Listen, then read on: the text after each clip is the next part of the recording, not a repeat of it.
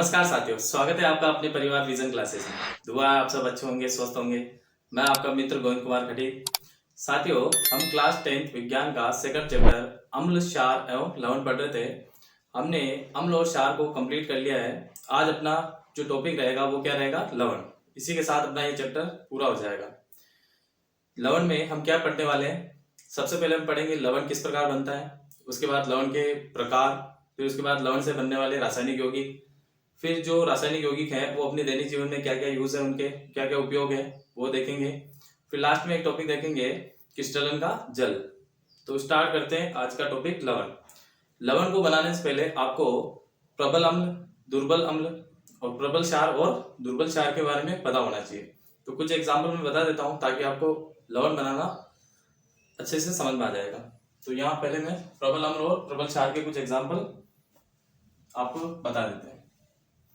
सबसे पहले प्रबल अम्ल। पहला जो एग्जांपल है इसका H2SO4। कौन सा एग्जांपल है? H2SO4। ये सल्फ्यूरिक अम्ल है, अम्लों का राजा। दूसरा एग्जांपल है HCl। इसको हम हाइड्रोक्लोरिक अम्ल बोलते हैं। ये हाइड्रोक्लोरिक अम्ल जो है अपने आमाशय के अंदर होता है। जब हम भोजन करते हैं तो भोजन करने के दौरान अपने भोजन को पचाता कौन है? हाइड्रोक्लोरिक अम्ल। उसके बाद तीसरा है HNO3, नाइट्रिक अम्ल। तो ये तीनों आप याद रखोगे, ये प्रबल अम्ल है अपने पास। और भी हैं प्रबल अम्ल जैसे HClO4, परक्लोरिक अम्ल। उसके बाद पांचवा HI, हाइड्रो आयोडिक अम्ल। छठा हाइड्रोब्रोमिक अम्ल, HBr। तो इन 6 के अलावा जो भी अम्ल बच गए हैं वो सारे क्या होंगे? दुर्बल अम्ल। तो उनके भी कुछ एग्जाम्पल याद रखोगे। जैसे दुर्बल अम्ल कौन कौन से? पहला जो है एसिटिक अम्ल, CH3COOH। ये एसिटिक अम्ल सिरके के अंदर होता है, CH3COOH। इसका एक और नाम है एथेनोइक अम्ल, आप ये याद रखोगे। दूसरा दुर्बल अम्ल है अपने पास फॉर्मिक अम्ल। जब हमें चींटी डंक मारती है या कोई मधुमक्खी काट देती है या नेटल का जो प्लांट होता है वो अगर डंक मार लेता है तो उसमें हमें कौन सा अम्ल अपने शरीर में इंजेक्ट करते हैं? वो फॉर्मिक अम्ल। इसका दूसरा नाम क्या है? मेथेनोइक अम्ल। तीसरा जो अम्ल है वो है कार्बोनिक अम्ल, H2CO3 कार्बोनिक अम्ल। ये दुर्बल अम्ल है, इनके एग्जाम्पल आप याद रखोगे। उसके बाद एक और याद कर लो, बेंजोइक अम्ल, C6H5COOH। ये तो हो गए प्रबल अम्ल और ये हो गए दुर्बल अम्ल। उसके बाद प्रबल क्षार।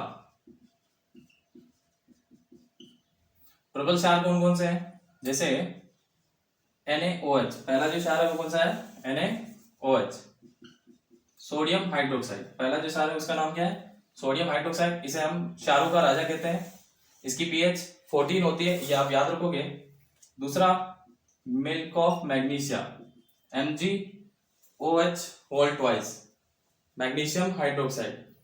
ये मिल्क ऑफ मैग्नीशिया है। जब अपने पेट में जलन होती है तो इसको हम इनो इस्तेमाल करते हैं, तो इनो के अंदर एंटा एसिड के रूप में ये उपस्थित होता है, मिल्क ऑफ मैग्नीशिया। इसकी pH कितनी होती है? 10, ये आप याद रखोगे। इसकी pH कितनी? 14। इसकी pH कितनी? 10।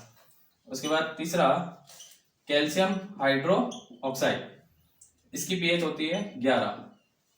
ये कैल्शियम ऑक्साइड हाइड्रोक्साइड बुझा हुआ चूना कहते हैं, इसे चूने का पानी भी कहते हैं।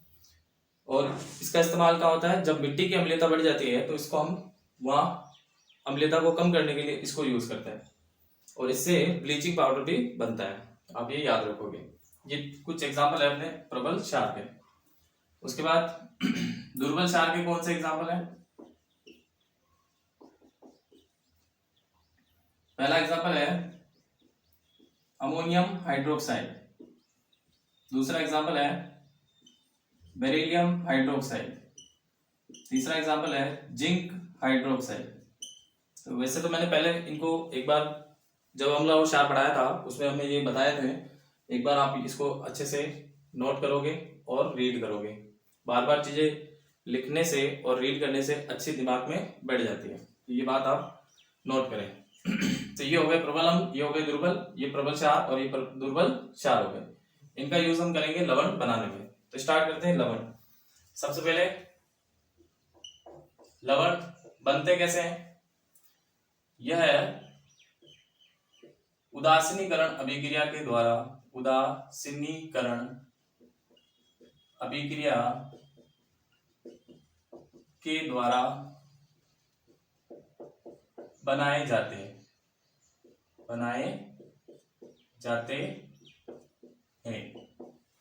उदासीनीकरण अभिक्रिया किसे कहते हैं? जब अम्ल और क्षार आपस में मिलकर लवण और जल का निर्माण करते हैं, उसे हम क्या कहते हैं? उदासीनीकरण अभिक्रिया। तो यहाँ पर किसका निर्माण हुआ? लवण का। तो इस तरीके से किसका निर्माण होगा? लवण का। तो एक अम्ल और क्षार मिलकर क्या बनाते हैं? कौन कौन से उत्पाद बनाएंगे? लवण प्लस जल। ये आप ध्यान रखोगे। इस अभिक्रिया का नाम क्या है? उदासीनीकरण अभिक्रिया। जब अम्ल और क्षार आपस में अभिक्रिया करके लवण और जल बनाते हैं, तो इस अभिक्रिया को हम उदासीनीकरण अभिक्रिया कहते हैं। अब कुछ एग्जाम्पल है, उदाहरण है लवणों के।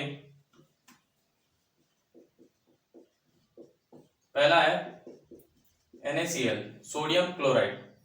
ये अपना खाने वाला नमक होता है, साधारण नमक बोलते हैं इसको। दूसरा है पोटेशियम नाइट्रेट। तीसरा है कैल्शियम कार्बोनेट।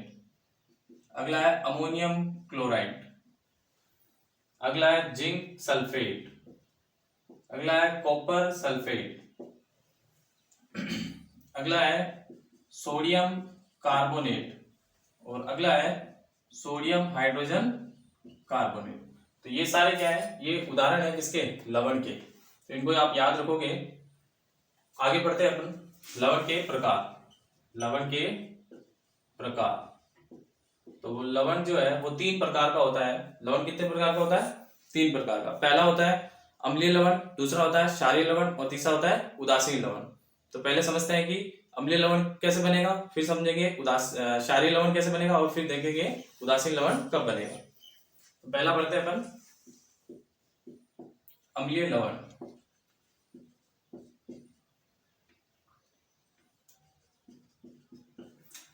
यहां पर अम्लीय लवण बनाने के लिए हमें क्या क्या चाहिए?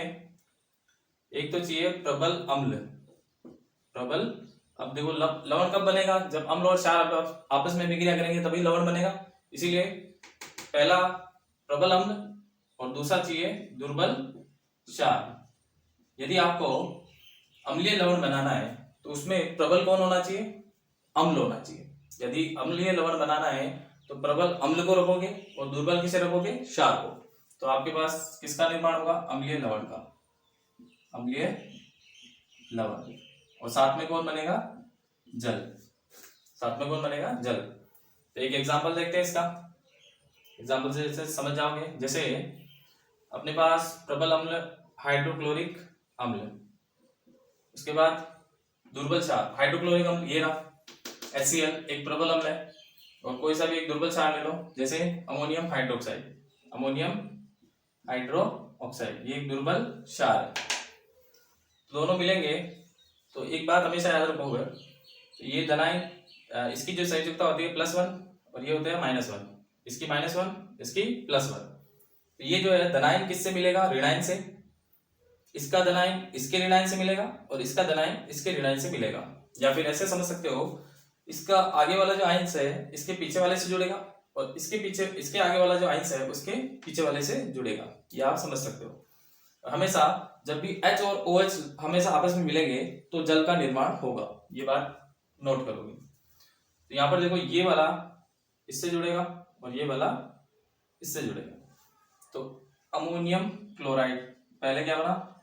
NH4Cl, ammonium chloride. और फिर क्या बना? OH और H जब भी मिलेंगे तो क्या बनता है? जल।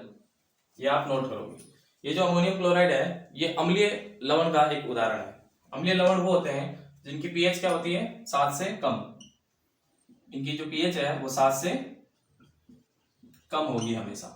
ये आप नोट करोगे। उसके बाद एक बार इसको आप नोट कर ले, फिर हम आगे बढ़ते हैं क्षारीय लवण में। या यहाँ बता देते हैं, चलो यहाँ बता देते हैं। सेकंड है अपने पास अम्लीय लवण हो गया। अब दूसरा कौन सा है? दूसरा लवण का प्रकार है क्षारीय लवण। क्षारीय लवण। क्षारीय लवण कब बनेगा? देखो जब अम्लीय लवण था तो प्रबल कौन था? अम्ल। जब क्षारीय लवण होगा तो प्रबल कौन होगा? क्षार। और यहाँ पर दुर्बल कौन है? अम्ल। तो दुर्बल अम्ल लेंगे और प्रबल क्षार लेंगे। तो अम्ल और क्षार मिलकर क्या बनाएंगे? लवण बनाएंगे और जल बनाएंगे। लेकिन यहाँ पर जो लवण बनेगा वो कैसा बनेगा? क्षारीय लवण। और साथ में क्या दिखेगा तुम्हें? जल। ये दुर्बल अम्ल, कोई सा भी एक दुर्बल अम्ल देखो, यहाँ पर देखो H2CO3, ये एक दुर्बल अम्ल है। एग्जाम्पल देखो इसका, कार्बोनिक अम्ल, इसे क्या कहते हैं? कार्बोनिक अम्ल, H2CO3। और कोई सा भी एक प्रबल क्षार ले लो, जैसे ये अपने पास प्रबल क्षार है कैल्शियम हाइड्रोक्साइड, ये प्रबल क्षार कैल्शियम हाइड्रोक्साइड, इसको हम भुजा हुआ चूना कहते हैं, चूने का पानी भी बोल सकते हैं। अब जब ये अभिक्रिया होगी तो अभी मैंने समझाया है कि इसका आगे वाला जो आयंस है इसके पीछे वाले आयंस से जुड़ेगा, और इसका वाला आगे वाला जो आयंस है वो इसके पीछे वाले आयंस से जुड़ेगा। देखो कैल्शियम जुड़ेगा कार्बोनेट से तो क्या बनेगा? Calcium carbonate. ये एक कैसा लवण है? क्षारीय लवण। फिर उसके बाद OH जब भी H से जुड़ेगा तो क्या बनाएगा? जल बनाएगा। OH जब भी H से जुड़ेगा तो क्या बनाएगा? जल। जल का फॉर्मूला क्या होता है? H2O। ये बात आप नोट करोगे। ये जो कैल्शियम कार्बोनेट यहाँ बना है ये क्या है? क्षारीय लवण है। इसकी जो pH होती है वो 7 से ज्यादा होती है। pH क्या होती है? 7 से ज्यादा। जितने भी क्षारीय लवण होंगे उनकी pH 7 से ज्यादा होगी, जितने भी अम्लीय लवण होंगे उनकी pH 7 से कम होगी, और उदासीन लवणों की जो pH होती है वो एग्जैक्ट 7 होती है। ये बात नोट करोगे। इसको एक बार उतार लें, फिर मैं मिटाता हूं इसको फिर आगे बढ़ते हैं। दो टाइप हो गए अपने, अम्लीय लवण और क्षारीय लवण। अब पढ़ेंगे उदासीन लवण।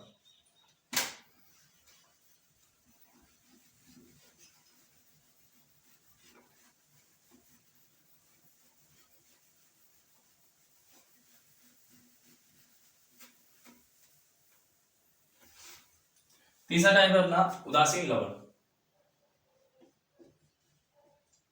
उदासीन लवण, ये जो लवण बनेगा, जैसे अम्लीय लवण था तो प्रबल अम्ल था और दुर्बल कौन था? क्षार। और क्षारीय लवण में प्रबल कौन था? क्षारीय क्षार था, और दुर्बल कौन था? अम्ल था। लेकिन जब क्षारीय लवण बनाना होगा तो या तो दोनों दुर्बल होंगे, अम्ल और क्षार दोनों दुर्बल, या फिर अम्ल और क्षार दोनों प्रबल होने चाहिए, तब किसका निर्माण होगा? क्षारीय लवण का, सॉरी उदासीन लवण का। तो एग्जाम पहले समझते हैं इसको। दुर्बल अम्ल प्लस दुर्बल क्षार,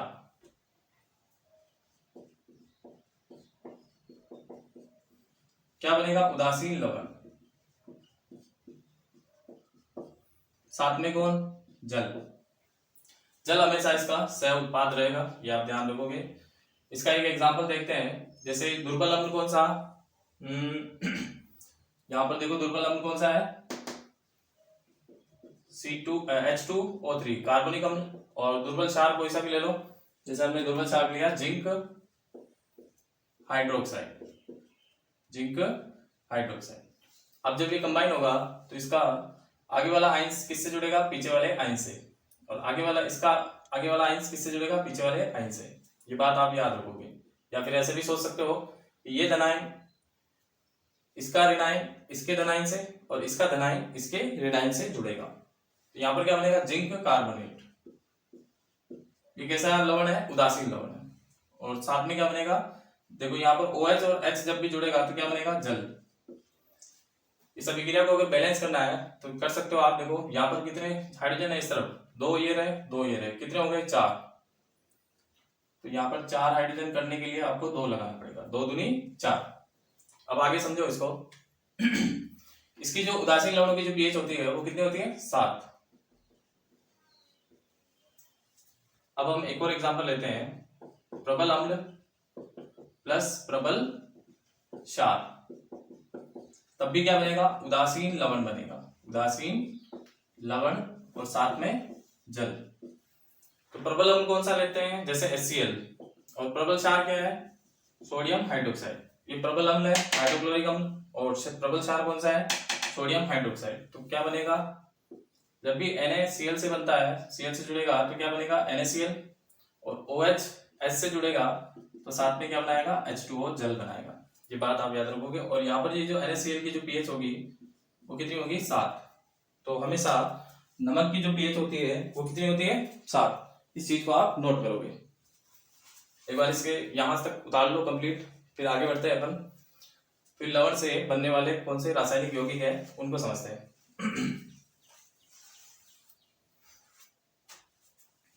मिटाएं इसको।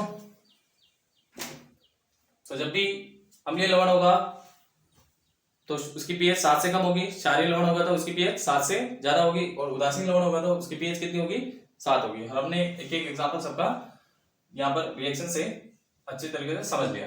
अब इनको आप एक बार नोट करेंगे, और ये बार बार एग्जाम में पूछे जाते हैं, कौन सा प्रबल अम्ल है, कौन सा दुर्बल है, कौन सा प्रबल क्षार है, कौन सा दुर्बल क्षार है। इसको मैं बढ़ाता।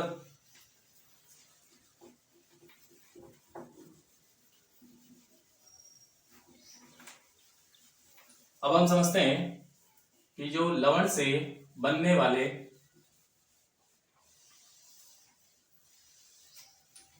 अगला टॉपिक अपना लवण से बनने वाले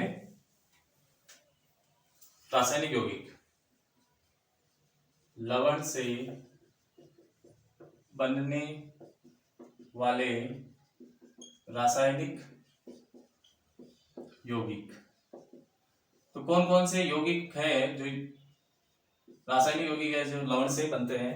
तो जो भी हमने लवण देखे हैं उनसे बनने वाले कौन से रासायनिक यौगिक है अपने पास। तो पहला जो है, इनको आप नोट करोगे और लिखोगे और बार बार रिवाइज करोगे तब जाके ये याद होंगे आपको। पहला है सोडियम हाइड्रोक्साइड, ये इसका रासायनिक सूत्र है। ये इसका क्या है रासायनिक सूत्र। दूसरा हम लिखेंगे रासायनिक नाम। रासायनिक नाम तो sodium hydroxide, sodium hydro oxide. पहले एक बार मैं जो लवण से बनने वाले रासायनिक यौगिक है उनको एक बार लिख लेता हूं ताकि आपको समझ में आ जाएगा कि हम आगे क्या पढ़ने वाले हैं। तो सोडियम हाइड्रोक्साइड रासायनिक नाम क्या है सोडियम हाइड्रोक्साइड, सूत्र क्या है NaOH, और सामान्य नाम क्या है इसका, सामान्य नाम सोडियम हाइड्रोक्साइड को हम कास्टिक सोडा बोलते हैं। क्या बोलते हैं कास्टिक सोडा। उसके बाद दूसरा रासायनिक कंपाउंड जो लवण से बनता है उसका नाम है कैल्शियम ऑक्सीक्लोराइड, CaOCl2। इसको बोलते हैं कैल्शियम ऑक्सी, ये इसका रासायनिक नाम है कैल्शियम ऑक्सीक्लोराइड। और इसका सामान्य नाम जो है, इसका सामान्य नाम है विरंजक चूर्ण, विरंजक चूर्ण। उसके बाद तीसरा जो रासायनिक यौगिक है जो लवण से बनता है वो है आपके पास sodium hydrogen carbonate, sodium hydrogen carbonate NaHCO3। इसका नाम है सोडियम हाइड्रोजन कार्बोनेट। ये सोडियम हाइड्रोजन कार्बोनेट है, इसका सामान्य नाम क्या है, इसको हम बेकिंग सोडा बोलते हैं, बेकिंग सोडा, या फिर इसका एक और नाम है खाने का सोडा, खाने का सोडा। जब आप पकौड़ी वगैरह बनाते हो तब इसका इस्तेमाल करते हो, इस सोडियम खाने के सोडे का, बेकिंग सोडे का। विरंजक चूर्ण का एक और नाम है, ये लिख लोगे आप, ब्लीचिंग पाउडर, ब्लीचिंग पाउडर। उसके बाद चौथा है sodium carbonate dot 10H2O, sodium carbonate Na2CO3 dot 10H2O। ये क्या है रासायनिक यौगिक है, किससे बनता है लवण से बनता है। इसका नाम क्या है सोडियम, रासायनिक नाम है इसका सोडियम कार्बोनेट, और ये 10 जल के अणु को हम क्या बोलते हैं डेका, डेका, और जल के अणु को हम क्या बोलते हैं हाइड्रेट, हाइड्रेट। तो ये आप याद रखोगे सोडियम कार्बोनेट डेका हाइड्रेट। तो 10 जल के अणु को क्या बोला जाता है डेका, और वाटर को हम क्या बोलते हैं हाइड्रेट। इसका जो सामान्य नाम है वो है वॉशिंग सोडा, वॉशिंग सोडा या फिर धोने का सोडा, धोने का सोडा। ये आप नाम याद रखोगे क्योंकि एग्जाम में डायरेक्ट क्वेश्चन पूछते हैं इनसे कि वॉशिंग सोडे का रासायनिक नाम बताओ या वॉशिंग सोडे का रासायनिक सूत्र बताओ, ये डायरेक्ट पूछे जाते हैं। इनको आप नोट करोगे अच्छे से और याद करोगे। पांचवा है आपके पास कैल्शियम सल्फेट हाफ H2O। इसको ये CaSO4 डॉट हाफ आधा जल का अणु है ये, इसको लिखेंगे कैल्शियम, रासायनिक नाम क्या है इसका, कैल्शियम सल्फेट। इस आधे जल के अणु को हम हेमी बोलते हैं, क्या बोलते हैं, हेमी और हाइड्रेट। तो कैल्शियम सल्फेट हेमी हाइड्रेट, ये कैल्शियम सल्फेट हेमी हाइड्रेट। इसका जो नाम है वो है प्लास्टर ऑफ पेरिस, प्लास्टर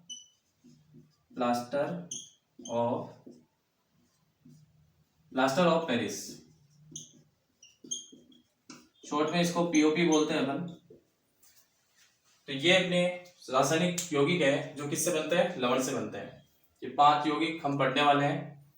अब इनको हम समझेंगे सबसे पहले कि ये जो अपने दैनिक जीवन में है ये बहुत ही काम आने वाले सारे के सारे जो रासायनिक यौगिक है अपने दैनिक जीवन में बहुत ही उपयोगी है। तो इनके क्या क्या उपयोग है, ये बनते कैसे हैं, इनको हम आगे समझते हैं। पहले एक बार रिवाइज कर लें, इनको अच्छे से नोट कर ले कॉपी में। रासायनिक सूत्र क्या है, पहला जो रासायनिक यौगिक है लवण से बनने वाला वो क्या है, sodium hydroxide NaOH, sodium hydroxide. इसका सामान्य नाम क्या है, कास्टिक सोडा। रासायनिक सूत्र दूसरा जो लवण है वो क्या है, रासायनिक यौगिक जो लवण से बन रहा है वो क्या है, calcium oxychloride CaOCl2, calcium oxychloride, विरंजक चूर्ण या ब्लीचिंग पाउडर। तीसरा है sodium hydrogen carbonate, sodium hydrogen carbonate. इसका नाम है सामान्य नाम क्या है, बेकिंग सोडा या खाने का सोडा। चौथा है Na2CO3.10H2O, sodium carbonate decahydrate, washing soda या धोने का सोडा। अगला है CaSO4 हाफ H2O, तो calcium sulphate hemi hydrate, plaster of Paris या शॉर्ट में क्या बोलते हैं इसको, POP। अब आगे बढ़ते हैं, एक एक को समझते हैं।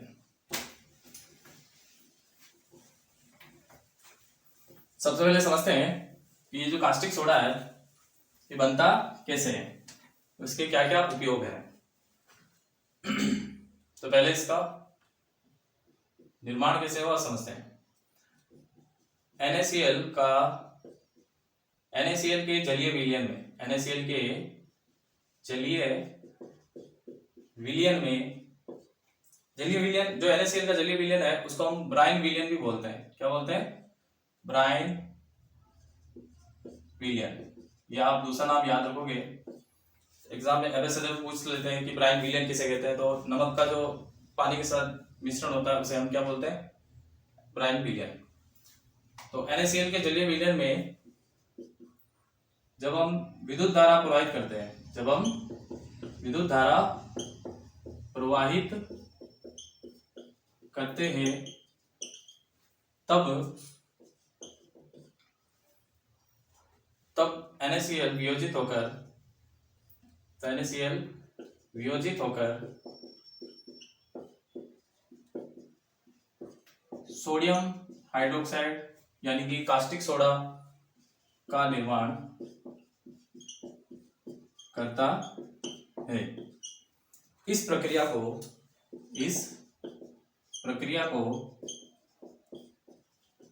क्लोर-शार प्रक्रिया कहते हैं, क्लोर-शार प्रक्रिया कहते हैं, या आप नोट करोगे। तो सबसे पहले समझते हैं, जब भी NaCl के जलीय विलयन को या ब्राउन विलयन में विद्युत धारा प्रवाहित करते हैं तब NaCl जो है वियोजित होकर किसका निर्माण करता है, सोडियम हाइड्रोक्साइड का निर्माण करता है। इस प्रक्रिया को हम क्या बोलते हैं, क्लोर-शार प्रक्रिया। तो अब समझते हैं कि ये प्रक्रिया जो है वो क्लोर-शार प्रक्रिया क्यों कहलाती है और NaOH का कैसे निर्माण होता है। सबसे पहले आपको एक अभिक्रिया याद करनी है। जब NaCl को पानी में मिलाया जाता है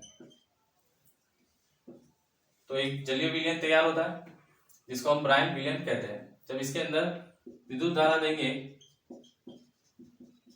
विद्युत धारा किससे दी जाती है, बैटरी से। तो बैटरी के अंदर कितने टर्मिनल होते हैं? दो टर्मिनल, एक एनोड और एक कैथोड। तो यहाँ पर जो उत्पाद बनेंगे, पहला तो बनेगा सोडियम हाइड्रोक्साइड, दूसरा बनेगा क्लोरीन गैस, तीसरा बनेगा हाइड्रोजन गैस। ये दोनों क्या है? गैसें हैं।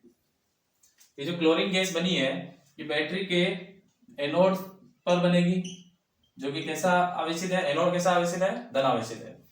और हाइड्रोजन जो गैस बनी है वो बनेगी कैथोड पर। किस में बनेगी? कैथोड पे, जो कि कैसा आवेश है? इसका नेगेटिव आवेश है।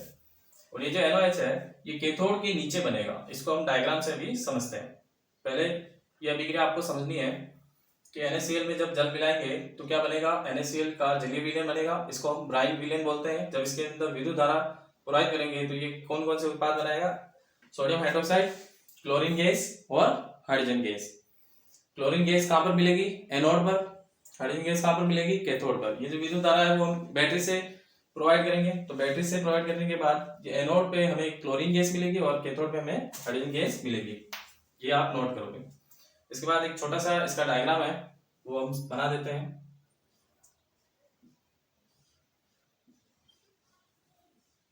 ये कैसे बना ये इसको समझते हैं।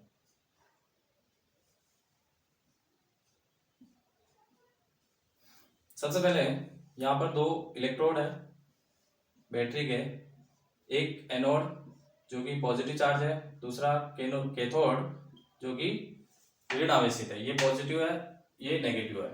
ये एनोड और ये कैथोड। अब इसमें हमने कौन से विलयन को मिलाया है? जलीय विलयन को। तो NaCl का गोल, NaCl का गोल बोल दो। यहां से हम एंटर करेंगे इसको। तो ये जो NaCl का गोल है, सबसे पहले जो नमक को हम पानी में डालते हैं तो जो नमक है वो पानी में जाने के बाद आयंस में टूट जाता है। एक बन जाएगा Na+ और दूसरा क्या बन जाएगा? Cl-। यानी कि इस गोल को अंदर डालेंगे तो ये जो गोल है इसके गोल के अंदर जलीय विलयन के अंदर हमें बहुत सारे आयंस दिखेंगे। पहला दिखेगा Na+, एक दिखेगा Cl-। और इस पानी के खुद के भी जल के भी तो आयंस होंगे इसके अंदर। जल के आयंस कौन कौन से? एक होगा H+ आयंस और दूसरा होगा OH- आयंस। तो ये जो जल के आयंस है ये भी इसके अंदर उपस्थित है, OH- और H+। अब जैसे ही हमने बैटरी चालू करी होगा क्या? यहाँ पर जो Cl- है और यहाँ पर जो H+ है, प्लस वाला एनोड जो है वो किसको आकर्षित करेगा? माइनस को। तो ये जो क्लोरीन है वो अट्रैक्ट होगी किसकी तरफ? एनोड की तरफ। और एनोड जो है वो क्लोरीन को अपनी ओर आकर्षित करके फिर ये क्लोरीन जो है वो गैस बनकर किससे बाहर निकलेगी? एनोड से बाहर निकल जाएगी। सेम कंडीशन इस तरफ, ये जो माइनस चार्ज है कैथोड वाला, कैथोड जो है वो माइनस चार्ज है, वो हाइड्रोजन को अपनी ओर आकर्षित करेगा और हाइड्रोजन गैस के रूप में इसको यहाँ से बाहर निकाल देगा। और ये जो अब बचा कौन? देखो Cl जो थी वो गैस बन के बाहर निकल गई और हाइड्रोजन जो था वो भी गैस बन के बाहर निकल गया। अब इस विलयन में बचा कौन? एक तो Na+ बचा है, OH- बचा है। तो ये आपस में अभिक्रिया करके क्या बना लेंगे? NaOH बना लेंगे और ये गोल के साथ इस तरफ से बाहर निकल जाएगा। NaOH जो है वो गोल बनकर इस तरफ से बाहर निकल जाएगा। तो इस अभिक्रिया में क्या हुआ है आपको अच्छे से समझ में आया होगा। ये डायग्राम आप नोट करेंगे और हमेशा याद रखेंगे कि एनोड से हमेशा क्लोरीन गैस निकलती है और कैथोड से हमेशा हाइड्रोजन गैस निकलती है। और ये NaOH किसके नीचे जमा हो जाते हैं? कैथोड के नीचे, और गोल के साथ बाहर इस तरफ से निकल जाते हैं। अब हम समझते हैं इसके अपने दैनिक जीवन में कास्टिक सोडे के उपयोग क्या क्या है। इसको एक बार नोट कर ले फिर मिटाते इसको।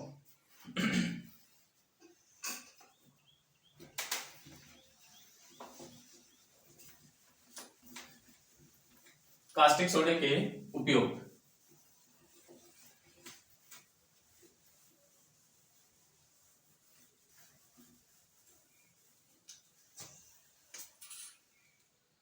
NaOH के उपयोग क्या क्या है उनको हम समझते हैं। तो पहला उपयोग आप लिखोगे, ये जो सोडियम हाइड्रोक्साइड है ये धातु से ग्रीस हटाने में काम आता है। धातु से ग्रीस हटाने के लिए इसको यूज करते हैं, उपयोग में लिया जाता है। कई उपयोग में होता है, धातु से ग्रीस को हटाने के लिए इसका उपयोग होता है। दूसरा पॉइंट याद रखोगे, कास्टिक सोडे से हम साबुन तथा अपमार्जक बनाते हैं। बनाने में। तीसरा उपयोग याद रखोगे कागज बनाने में। और चौथा उपयोग है इसका कृत्रिम फाइबर बनाने में।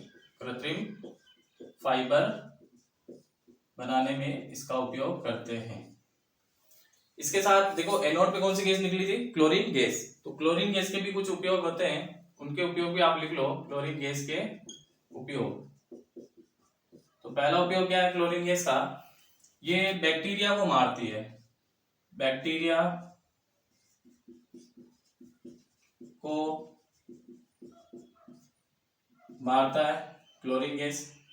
दूसरा, ये जल को स्वच्छ करती है। जल को स्वच्छ करती है क्लोरीन गैस। और तीसरा है, ये जो स्विमिंग पूल के पानी को साफ करती है। स्विमिंग पूल के पानी को साफ करने के लिए हम किसका इस्तेमाल करते हैं, क्लोरीन गैस का। और चौथा याद रखोगे, इसका उपयोग कीटाणुनाशक के रूप में किया जाता है। कीटाणु या फिर जीवाणुनाशक, ऐसे भी लिख सकते हो, जीवाणुनाशक।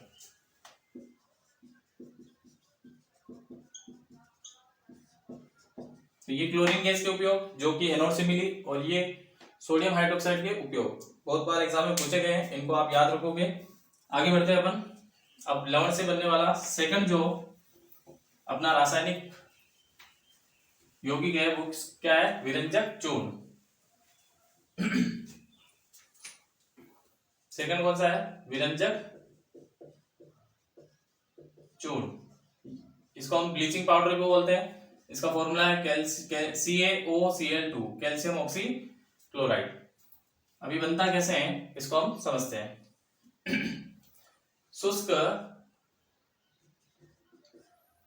बुझे हुए चूने, शुष्क बुझे हुए चूने पर, अब शुष्क बुझा हुआ चूना कैसे कहते हैं, ये अपना एक फॉर्मूला है इसका, शुष्क बुझा हुआ चूना। अभी हमने इसको डिस्कस किया था, कैल्शियम हाइड्रोक्साइड, इसको हम शुष्क बुझा हुआ चूना कहते हैं। इस पर, शुष्क बुझे हुए चूने पर क्लोरीन गैस की अभिक्रिया, क्लोरीन गैस की अभिक्रिया कराने पर हमें विरंजक चूर्ण प्राप्त होता है। विरंजक चूर्ण प्राप्त होता है। इस पॉइंट को आप नोट करोगे कि शुष्क बुझे हुए चूने पर क्लोरीन गैस की अभिक्रिया कराते हैं तो हमें किसका निर्माण होता है, हमें कौन मिलता है, विरंजक चूर्ण। इस अभिक्रिया को लिखते हैं एक बार, तो कैल्शियम हाइड्रोक्साइड, इस पे कौन सी गैस, क्लोरीन गैस। जब ये दोनों आपस में अभिक्रिया करेंगे तो हमें क्या मिलेगा, विरंजक चूर्ण CaCaOCl2, और साथ में क्या, जल। अभी कैसे बना, कैल्शियम, एक ऑक्सीजन यहाँ से और दो क्लोरीन यहाँ से, तो कैल्शियम ऑक्सी क्लोराइड। उसके बाद एक ऑक्सीजन यहाँ से निकल गई है, दो ऑक्सीजन है ना ये, इसीलिए एक ऑक्सीजन यहाँ से निकल गई, दो हाइड्रोजन और एक ऑक्सीजन मिलकर क्या बन गए, जल बन गए। तो इस तरीके से ये विरंजक चूर्ण का निर्माण हो गया। अब इसके उपयोग देखो, विरंजक चूर्ण के उपयोग। पहला उपयोग है, जल से जीवाणुओं को मुक्त करने में इसका उपयोग करते हैं। विरंजक चूर्ण का उपयोग जल से जीवाणुओं को मुक्त करने में इसका उपयोग किया जाता है। दूसरा है रासायनिक उद्योगों में ऑक्सीकारक के रूप में इसका उपयोग करते हैं। किसके रूप में, ऑक्सीकारक जिसका अपचयन होगा वो ऑक्सीकारक कहलाएगा। ये हमने पहले चैप्टर में डिस्कस किया था इसको। तो रासायनिक यौगिकों में ऑक्सीकारक के रूप में इसको इस्तेमाल किया जाता है। तीसरा है सूती तथा रेशम के रेशम वस्त्र उद्योग में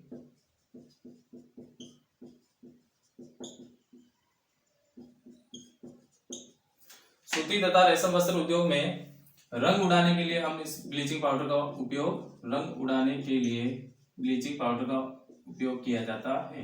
ये बात, तो 3 उपयोग है इसके। पहला उपयोग क्या है, जल से जीवाणु को मुक्त करने में इसका उपयोग किया जाता है। दूसरा, रासायनिक उद्योग जो होते हैं वहां पर ऑक्सीकारक के रूप में इसको इस्तेमाल करते हैं। और तीसरा क्या है, सूती तथा रेशम वस्त्र के में रंग उड़ाने के लिए हम इसका ब्लीचिंग पाउडर का इस्तेमाल करते हैं। तो ये आप उपयोग नोट करेंगे। ये दैनिक जीवन के उपयोग है किसके, विरंजक चूर्ण के।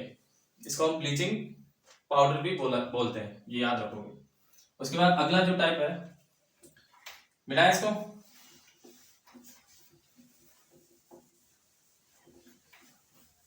अगला है लवण से बनने वाला अगला रासायनिक यौगिक कौन सा है, तीसरा, बेकिंग सोडा।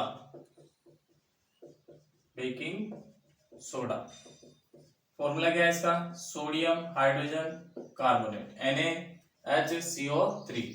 बेकिंग सोडे को हम खाने का सोडा भी बोलते हैं, खाने का सोडा। अब इसके सबसे पहले ये बनता कैसे है, पहले इसको समझते हैं। बेकिंग सोडा बनाने के लिए, बेकिंग सोडा बनाने में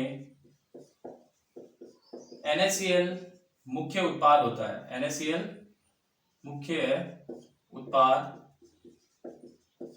होता है। जब हम बेकिंग सोडा बनाते हैं तो सबसे मुख्य उत्पाद कौन सा होता है, NaCl, नमक। अभी अभिक्रिया कैसे होगी, इसमें कौन कौन से उत्पाद मिलेंगे और बेकिंग सोडा कैसे बनेगा, इसको हम समझते हैं। ये जो बेकिंग सोडा है ये क्या है, हाँ चलो पहले अभिक्रिया देखते हैं इसकी। NaCl, जल और थोड़ी सी कार्बन डाइऑक्साइड गैस और क्या मिलाएंगे, अमोनिया। तो ये सारे अभिकारक होंगे, पहला NaCl, दूसरा जल, तीसरा कार्बन डाइऑक्साइड गैस और तीसरा क्या है, NH3 अमोनिया। जब ये मिलेंगे तो हमें उत्पाद मिलेंगे, एक तो मिलेगा NH4Cl और दूसरा मिलेगा NaHCO3। ये क्या है, बेकिंग सोडा। और ये क्या है, अमोनियम क्लोराइड, जो कि एक लवण है। कौन सा है, अम्लीय लवण। अभी हमने इसको डिस्कस किया था। अब यहाँ पर ये बना कैसे, देखो यहाँ पर NH3 है, एक हाइड्रोजन यहाँ से रिमूव करो, NH3 एक हाइड्रोजन यहाँ से, NH4 और ये Cl, तो NH4Cl तो ये हो गया। उसके बाद Na, ये रहा Na, CO3 होना चाहिए ना यहाँ पर, ये और एक ऑक्सीजन था यहाँ पर आ गया CO3 और एक हाइड्रोजन यहाँ से यहाँ पर आ गया, एक हाइड्रोजन इसके साथ चला गया, एक हाइड्रोजन यहाँ पर आ गया। तो इस तरीके से बेकिंग सोडा और अमोनियम क्लोराइड का निर्माण हो गया। अब इसके गुण क्या है, ये जो बेकिंग सोडा है इसके क्या क्या गुण है। पहला गुण ये है, ये बहुत ही हल्का होता है, बहुत हल्का तथा असंक्षारित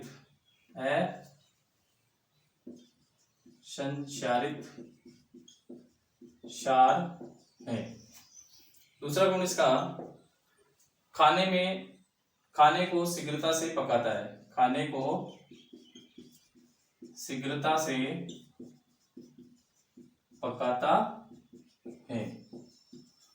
तो 2 गुण याद रखोगे बेकिंग सोडे के।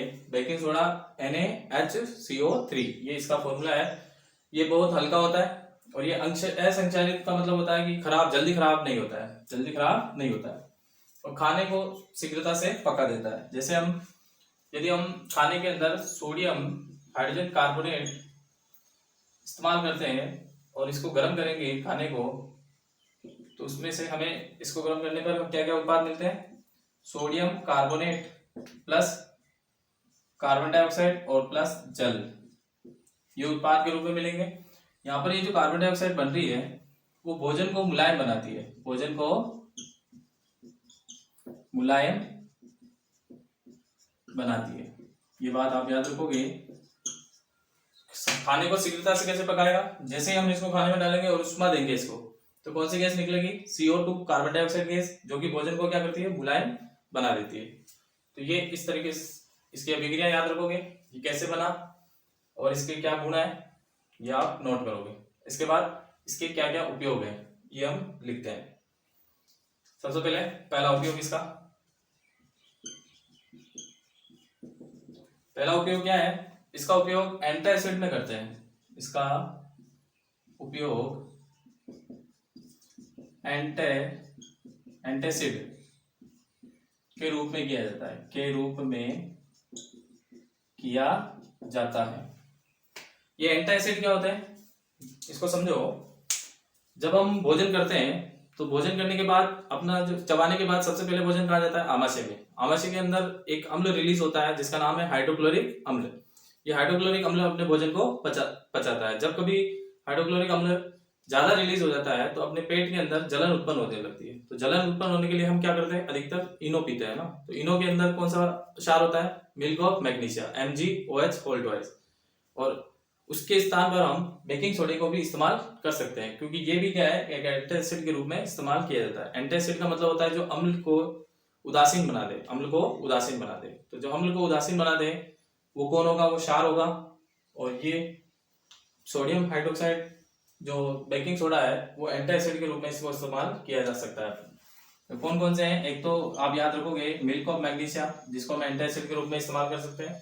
और दूसरा कौन है, NaOHCO3। ये एक एंटासिड है जिसको हम किसके रूप में इस्तेमाल करेंगे, एंटासिड के रूप में। ये पहला उपयोग है इसका। अब दूसरा उपयोग ये लिख देते हैं।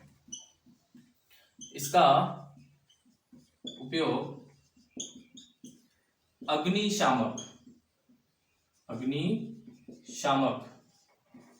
में किया जाता है।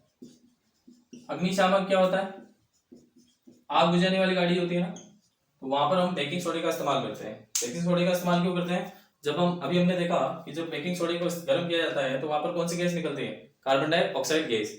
जो कार्बन डाइऑक्साइड गैस होती है वो आग बुझाने के लिए हेल्पफुल होती है।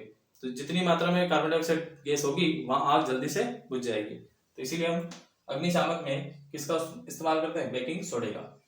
इसके बाद तीसरा, पहले इसको मैं रिमूव कर देता हूं आप इसको नोट कर लें।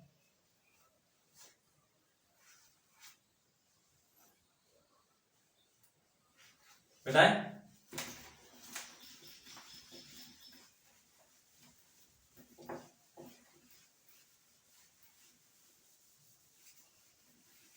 अगला इसका यूज है, तीसरा क्या यूज है इसका, बेकिंग पाउडर बनाने के लिए। बेकिंग पाउडर, बेकिंग सोडा और बेकिंग पाउडर दोनों अलग अलग चीजें हैं, ये आप ध्यान रखो। तो बेकिंग पाउडर बनाने में इसका इस्तेमाल किया जाता है, किसका, बेकिंग सोडे का। अभी बनता कैसे बेकिंग पाउडर ये भी समझ लो कि बेकिंग सोडे के अंदर हम टार्ट्रिक अम्ल मिलाते हैं। कौन सा अम्ल मिलाते हैं, टार्ट्रिक अम्ल। टार्ट्रिक अम्ल किसमें होता है, इमली के अंदर। किसमें होता है, इमली के अंदर। और जितने भी अम्ल होते हैं वो कौन से आयंस रखते हैं, H+ आयंस रखते हैं। और बेकिंग सोडे का फॉर्मूला क्या है, NaHCO3। जब ये इससे अभिक्रिया करेगा तो एक तो बनेगी कार्बन डाइऑक्साइड गैस और एक बनेगा जल, और दूसरा बनेगा अम्ल का सोडियम लवण। क्या बनेगा, अम्ल का सोडियम लवण, अम्ल का सोडियम लवण। इसे हम क्या कहते हैं, बेकिंग पाउडर। क्या बोलते हैं इसको, बेकिंग पाउडर। अब यहाँ पर ये जो बेकिंग पाउडर बना है इसका उपयोग क्या है, इसका उपयोग लिखते हैं यहाँ, इसका उपयोग ब्रेड तथा केक को मुलायम तथा स्पंजी बनाने के लिए, मुलायम तथा स्पंजी बनाने के लिए, स्पंजी बनाने के लिए इसका इस्तेमाल किया जाता है। केक और ब्रेड को आपने देखा होगा, ये कैसे होते हैं, बिल्कुल मुलायम और स्पंजी होते हैं। तो उसमें क्या मिली होती है, ये कार्बन डाइऑक्साइड गैस मिली होती है, जिससे क्या होता है, ब्रेड और केक जो है वो मुलायम और स्पंजी बने होते हैं। तो ये हो गया अपने लवण से रासायनिक यौगिक के 3 एग्जाम्पल हो गए। रासायनिक यौगिक जो लवण से बने हैं उसके 3 एग्जाम्पल हो गए। अब चौथा देखेंगे, बढ़ाए इसको।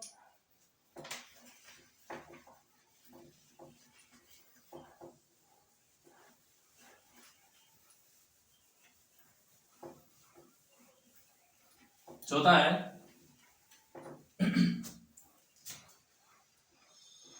Sodium carbonate, Na2CO3.10H2O। इसको हम सोडियम कार्बोनेट डेकाहाइड्रेट बोलते हैं। और ये क्या है, धोने का सोडा, धोने का सोडा। सबसे पहले ये बनता कैसे है, तो उसके लिखते हैं सोडियम कार्बोनेट का पुनः क्रिस्टलीकरण करने पर, सोडियम कार्बोनेट का पुनः क्रिस्टलीकरण करने पर हमें धोने का सोडा प्राप्त होता है। धोने का सोडा प्राप्त होता है। तो सबसे पहले प्राप्त कैसे होता है ये, सोडियम कार्बोनेट का पुनः क्रिस्टलीकरण करने पर, क्या करने पर, पुनः क्रिस्टलीकरण करने पर हमें क्या प्राप्त होता है, धोने का सोडा, ये बात। तो कैसे होता है पुनः क्रिस्टलीकरण, Na2CO3, इसको हम यदि जल के 10 अणुओं से विक्रिया कराएं इसकी, तो हमें क्या मिलेगा, Na2CO3.10H2। तो ये हमने क्या किया, 10 जल के अणुओं से इसके अभिक्रिया करा के इसका पुनः जल क्रिस्टलीकरण करके हमने किसको प्राप्त कर लिया, धोने के सोडे को प्राप्त कर लिया। ये बात आप याद रखोगे। इसके बाद धोने के सोडे के उपयोग, ये बनता कैसे है, इसकी अभिक्रिया और उपयोग, ये 3 बातें आपको याद रखनी है। एग्जाम में ये तीनों बातें पूछी जाती है। पहला उपयोग है इसका कागज तथा साबुन बनाने में इसका इस्तेमाल होता है। दूसरा है धोने के सोडे का इस्तेमाल बोरेक्स बनाने में होता है। ये एग्जाम में पूछ लेते हैं कि बोरेक्स बनाने में किसका इस्तेमाल करते हैं, तो धोने का सोडे का। ये बोरेक्स क्या होता है, ये हम अगली क्लास में पढ़ेंगे, 11th क्लास में। उसके बाद तीसरा है घरों की साफ सफाई,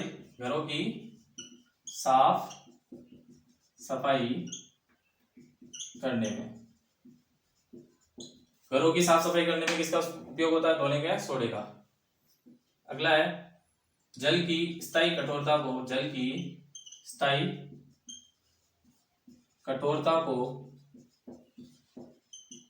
कम करने में किसका उपयोग होता है, ये भी किसका होता है, धोने का सोडे का। तो ये इंपॉर्टेंट है। बोरेक्स बनाने में किसका उपयोग होता है, धोने के सोडे का। जल की स्थायी कठोरता को दूर करने में किसका उपयोग होता है, ये भी धोने के सोडे का। ये आप याद रखोगे, ये दोनों इंपॉर्टेंट है, बार बार पूछे जाते हैं एग्जाम में, एबीसीडी में पूछे जाते हैं, याद रखेंगे आप। तो इस तरीके से हमने 4 रासायनिक यौगिक जो लवण से बनते हैं उनको हमने कंप्लीट कर लिए। अब आगे लास्ट जो बचा है उसको कंप्लीट करते हैं, मिटाएं इसको।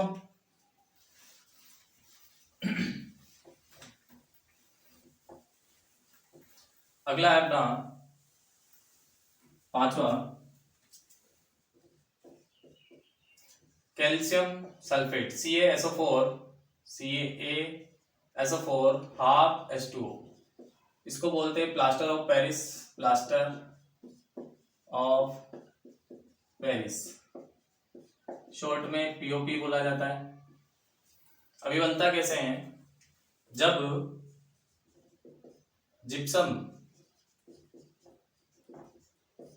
हम जिप्सम क्या होता है, जिप्सम का फॉर्मूला होता है CaSO4 डाइहाइड्रेट।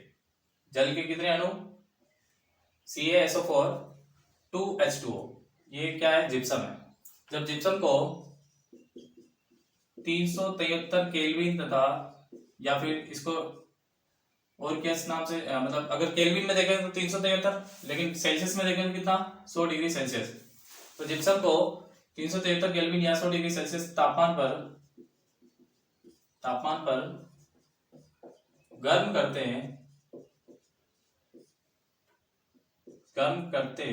हैं तो यह जल के अणुओं को त्याग कर कैल्शियम सल्फेट हेमीहाइड्रेट, इसका फॉर्मूला क्या होता है, CaSO4 H2O का निर्माण करता है, हेमीहाइड्रेट बनाता है। तो जिप्सम को जब हम 373 केल्विन या 100 डिग्री सेल्सियस तापमान पर गर्म करेंगे तो ये जल के अणुओं को त्याग कर किस में बदल जाएगा, कैल्शियम सल्फेट हेमीहाइड्रेट में कन्वर्ट हो जाएगा। ये बात आप याद रखोगे। जैसे ये रहा कैल्शियम सल्फेट 2H2O, यहाँ इसको तापमान देंगे कितना, 373 केल्विन। 373 केल्विन में सेल्सियस में कन्वर्ट करेंगे तो कितना हो जाएगा, 100 डिग्री सेल्सियस। इसको जब तापमान देंगे तो ये जल के अणुओं को क्या कर देगा, त्याग देगा।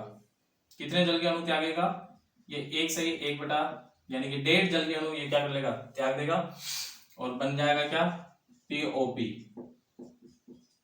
कैल्शियम सल्फेट हेमीहाइड्रेट, इसको बोलते हैं अपन POP।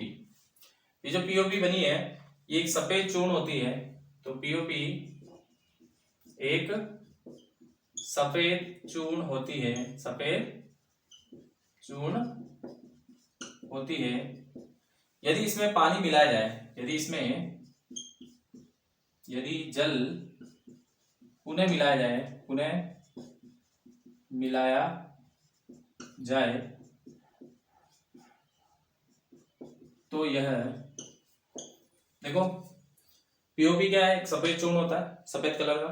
यदि इसमें पुनः अपन जल मिलाएं तो ये किसमें कन्वर्ट हो जाएगा, वापस जिप्सम में कन्वर्ट हो जाएगा। किसमें कन्वर्ट हो जाएगा, जिप्सम में।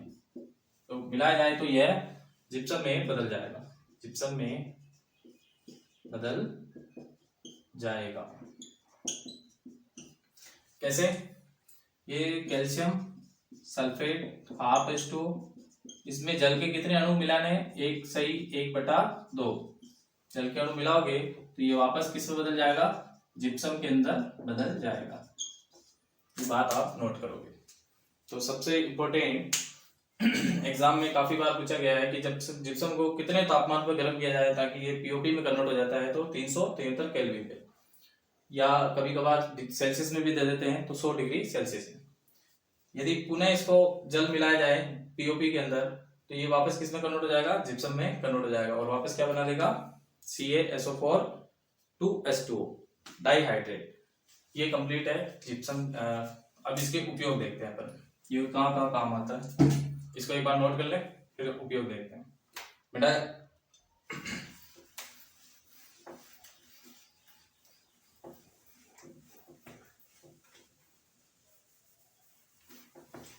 इस उपयोग है, पहला उपयोग इसका, डॉक्टर टूटी हुई हड्डियों को जोड़ने में इसका उपयोग करता है। डॉक्टर टूटी हुई हड्डियों को जोड़ने में इसका उपयोग करता है। दूसरा है, इससे खिलौने बनते हैं, खिलौने वे सजावट के सामान बनाए जाते हैं। और तीसरा है, दीवारों या फिर सतह को चिकना बनाने के लिए, सतह जो भी है दीवारों या सतह को चिकना बनाने में किसका इस्तेमाल होता है, ये प्लास्टर ऑफ पेरिस का। तो प्लास्टर ऑफ पेरिस जब भी कभी आपकी अपनी हड्डी टूट जाती है तो उसके टाइम पे एक वाइट जो प्लास्टर है वो में लपेट दिया जाता है जहां से हड्डी टूटती है। क्यों लपेटा जाता है, क्योंकि वापस जो है हड्डी अपनी शेप में वापस पुनः जुड़ जाए, इसलिए किसका इस्तेमाल करते हैं अपन, प्लास्टर ऑफ पेरिस का। तो डॉक्टर टूटी हुई हड्डियों को जोड़ने में इसका इस्तेमाल करता है। बहुत सारे खिलौने भी बनते हैं, इसके सजावटी सामान बनते हैं, मूर्तियां वगैरह, और दीवारों या सतह को इससे हम चिकना बना सकते हैं। तो ये इसके उपयोग है। अब अपने चैप्टर का लास्ट टॉपिक है क्रिस्टलन का जल, यही क्लियर करते हैं अपन। क्रिस्टलन का जल, सबसे पहले इसकी परिभाषा, लवण के एक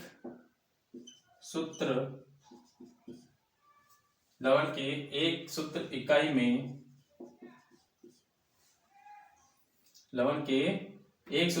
में जल के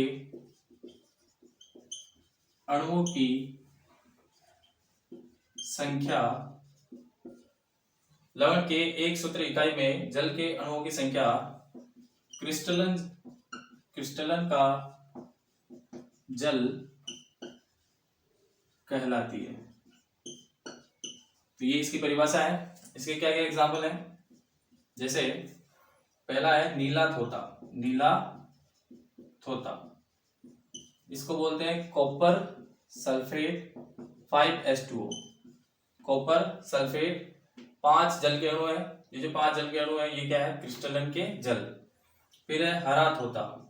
हरा थोथा, हरा थोथा है FeSO4, फेरस सल्फेट, और जल के अणु कितने, 7। और है धोने का सोडा। धोने का सोडा, धोने का सोडा क्या है, Na2CO3.10H2O। फिर है जिप्सम। जिप्सम में क्या है, CaSO4 2H2O। तो ये सारे एग्जाम्पल हैं जिसके अंदर क्या उपस्थित है, क्रिस्टलन के जल उपस्थित है। कैसे, इनमें देखो कॉपर, नीले थोथे के अंदर कॉपर सल्फेट में जल के कितने अणु है, 5 है, तो क्रिस्टलन का जल कितना है, 5। हरे थोथे के अंदर फेरस सल्फेट के अंदर कितने जल के अणु है, 7, तो क्रिस्टलन का जल कितना है, 7। इसमें 10 जल के अणु, इसमें 2, जिप्सम के अंदर जल के अणु, और प्लास्टर ऑफ पेरिस के अंदर आधा जल का अणु। तो ये सभी क्या कहलाते हैं, क्रिस्टलन का जल कहलाते हैं। तो इस तरीके से हमने विज्ञान के 2 चैप्टर खत्म कर दिए हैं, पहला चैप्टर और दूसरा चैप्टर।